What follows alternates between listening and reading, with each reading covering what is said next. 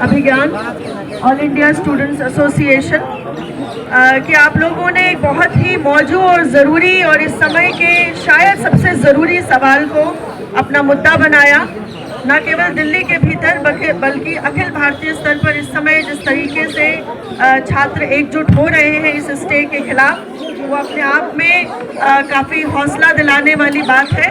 और हमारे जैसे तमाम शिक्षक और संविधान में भरोसा रखने वाले नागरिक आप लोगों की ओर बहुत उम्मीद से देख रहे हैं इस आंदोलन में अपनी शिरकत को हम जैसे तमाम लोग इसको बढ़ावा देंगे, इसके साथ शामिल होंगे।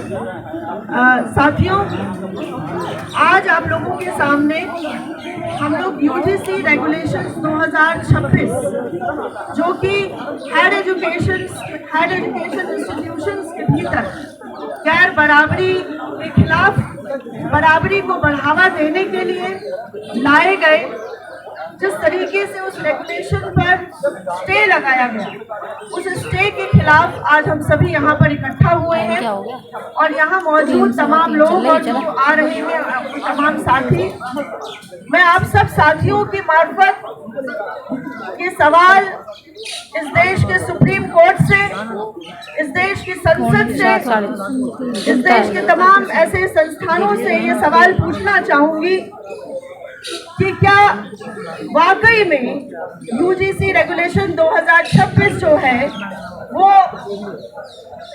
जातिगत उत्पीड़न या नस्लीय हिंसा की कोई मनगढ़ंत अवधारणा को बढ़ावा दे रहा है? क्या ये हमें पीछे ले जाने का काम कर रहा है? ये दो सवाल आज मैं यहाँ पर उठाने के लिए आप लोगों की तरफ से, आप लोगों के साथ से ये उठाती हूँ। और हम ये देखते हैं, जब इन सवालों की खोज में हम आगे बढ़ते हैं तो हम पाते हैं कि किस तरीके से ये दौर, जिस दौर में शायद सबसे ज़्यादा ज़रूरत है इस तरह के किसी मजबूत कानून की, जहाँ पर हायर एजुकेशन के भीतर छात्र न केवल ह्यूमिलिएशन का शिकार हो रहे हैं बल्कि मानसिक रूप से उनका स्वास्थ्य प्रभावित हो रहा है, जिसके चलते हम आए दिन बड़े बड़े जो उच्च शिक्षण संस्थान है, बहुत रेप्यूटेड शिक्षण संस्थान है हायर एजुकेशन के, उनके भीतर हम एक ऐसे समय में जबकि उन्हें फलना फूलना था, उन हरे पत्तों को हम किसी एक मुरझाए हुए पत्ते की तरह टूटता हुआ देख रहे हैं, उनकी आत्महत्याओं के साक्षी बन रहे हैं।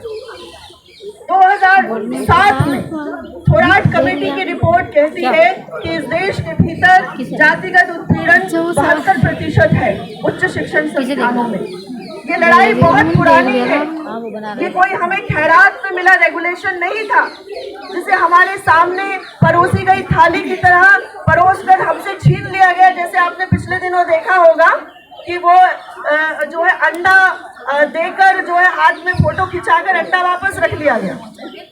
हाँ, तो ये हमारे सामने से जिस तरीके से रेगुलेशन को परोस कर वापस लिया गया, इसके पीछे ये मंशा साफ है कि ये SC ST OBC कम्युनिटी के भले भी बन गए और फिर इस तरह की पूरी नीयत को भी जाहिर कर दिया, जिस तरीके से उलझे हुए प्रावधान, जिसमें कि डिस्क्रिमिनेशन की परिभाषा तक स्पष्ट नहीं है, जिसमें इक्विटी स्क्वायर्स के भीतर रिप्रेजेंटेशन का कोई प्रपोर्शन तक स्पष्ट नहीं है।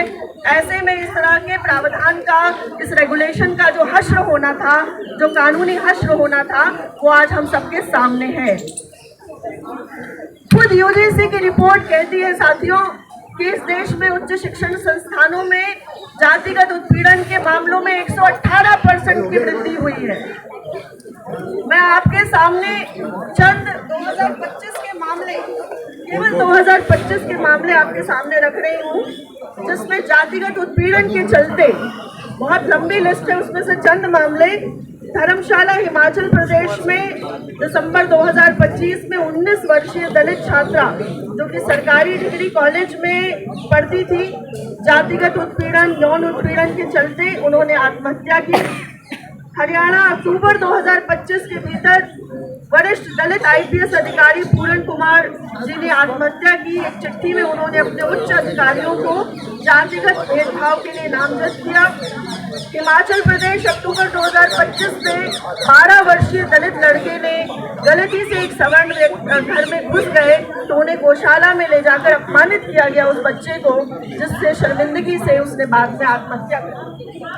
दिल्ली यूनिवर्सिटी में भी नवंबर 2025 में 19 वर्षीय दलित छात्र ने आत्महत्या की, जिसमें अभी कार्रवाई जारी है। और पुराने मामले जिसके तहत हम सभी पहले भी कई बार इन सड़कों पर मिल चुके हैं, इन आंदोलनों में मिल चुके हैं। 2016 में रोहित वेमुला को हमने खोया, हमने पायल तड़वी को खोया, हमने दर्शन सोलंकी को खोया। ऐसे न जाने कितने नाम हैं जिन्हें हमने इस जातिगत उत्पीड़न के चलते हाल के दिनों में खोया है। एक ऐसे समय में जब यूजीसी रेगुलेशन 2026 ने हमारे भीतर थोड़ी उम्मीद पैदा की अपनी तमाम कमियों के बावजूद कि इस देश के SC/ST और साथ साथ OBC को जो है जातिगत उत्पीड़न और उस एम्बैरेसमेंट, उस पब्लिक ह्यूमिलिएशन से एक कवच मिलने की गुंजाइश, हम तो यहाँ से ये भी मांग करते हैं कि आगे जो भी रेगुलेशन बने उसमें इस देश के अल्पसंख्यकों को भी शामिल करना चाहिए। तब जाकर ये रेगुलेशन और सम्मत हो सकेगा, तब जाके और अधिक पुष्ट हो सकेगा। ये वो रेगुलेशन था दोस्तों जिससे हमें हमारे भीतर एक उम्मीद पैदा हुई कि संस्थानों की जवाबदेही तो तय हुई।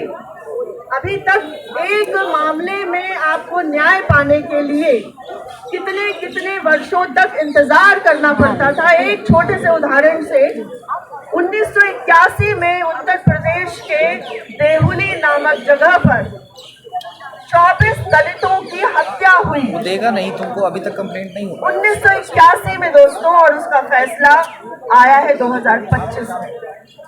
2025 में उनमें से चंद लोगों को सजा दी गई। तो हमें वो एक गाना आप सब जानते हैं कि हमें और कितनी मौतें चाहिए होंगी।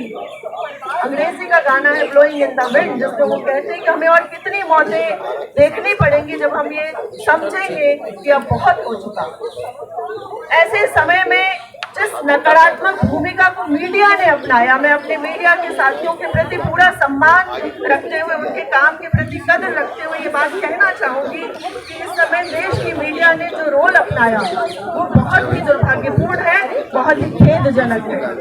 पूरे रेगुलेशन को बिना पढ़े जो बातें उसमें कहीं भी नहीं गई, उस पूरे मामले को यूजीसी रेगुलेशन को ऐसे पेश किया गया जैसे कि इस देश के SC/ST OBC मिलकर एक साथ इस देश के सवर्ण नागरिकों को जो है उनके साथ कोई गलत काम करने जा रहे हैं और कोई युद्ध चल रहा है।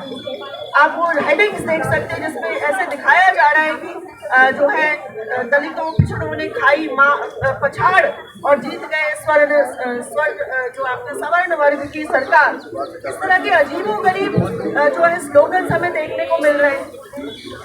तो हम ये चाहते हैं कि इस तरह की तमाम अफवाहों और इस तरह की तमाम जो चीजें लाई गई, जो फेक न्यूज प्रस्तुत की गई हमारे बीच में और इस पूरे यूजीसी रेगुलेशन को एक तरह से विलेनाइज किया गया, उसके खिलाफ बहुत जरूरी है कि हम इस तरह के जो एक लामबंद होकर आने वाले दिनों में इस देश के तमाम नागरिक, उच्च शिक्षण संस्थानों में काम करने वाले शिक्षक, कर्मचारी और छात्र मिलकर एक बड़ी एकता कायम करें और इस स्टे के खिलाफ आने वाले दिनों में और बड़ी लड़ाइयों को आयोजित करें। तो मैं अपनी बात को एक छोटी सी कविता के माध्यम से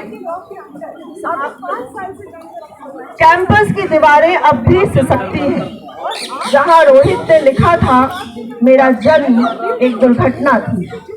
वो सितारों को छूने की चाहत लिए छत पर लटक गया क्योंकि जमीन पर जगह ही न मिली। बस एक खाली कुर्सी, एक थाली में जहर, पायल की आंखों में वही अंधेरा था जब जाति की नफरत ने उसकी सांसों को घोट दिया। थाली में शर्म का कड़वा घोल और हॉस्टल की रातें इतनी लंबी कि सपने भी थक कर सो गए। रोहित कहता था मैंने लोगों से प्यार किया बिना यह जाने कि लोग प्रकृति से तलाक ले चुके हैं कब का। हमारा प्रेम बनावटी, विश्वास रंगीन और भावनाएं दोयम दर्जे की है, ये मैंने बहुत देर से जाना। फिर भी हम आज चलते हैं रोहित की चिट्ठी थामे पायल की आखिरी सिसकी दिल में लिए, क्योंकि ये कैंपस अब सिर्फ किताबों का नहीं, दर्द का, संघर्ष का और इंसाफ की अनसुनी पुकार का मैदान है। एक दिन ये छायाएं हटेंगी, एक दिन ये छायाएं हटेंगी, सितारे नीचे उतर आएंगे और सिर्फ इंसान बचेगा। और जब तक ऐसा नहीं हो जाता दोस्त, हम तुम रहे न रहे, यह संघर्ष रहेगा। इनकलाब यूजीसी रेगुलेशन लागू करो, लागू करो, लागू करो। यूजीसी रेगुलेशन लागू करो, लागू करो, लागू करो। रोहित एक्ट लागू करो, लागू करो, लागू करो। और शुक्रिया उमा जी। सभा को आगे बढ़ाते हुए मैं दिल्ली यूनिवर्सिटी के प्रोफेसर और देश के सामाजिक न्याय आंदोलन के बहुत जरूरी इंटेलेक्चुअल और कार्यकर्ता प्रोफेसर जितेंद्र मीना को आमंत्रित करता हूँ कि हमारे बीच में अपनी बात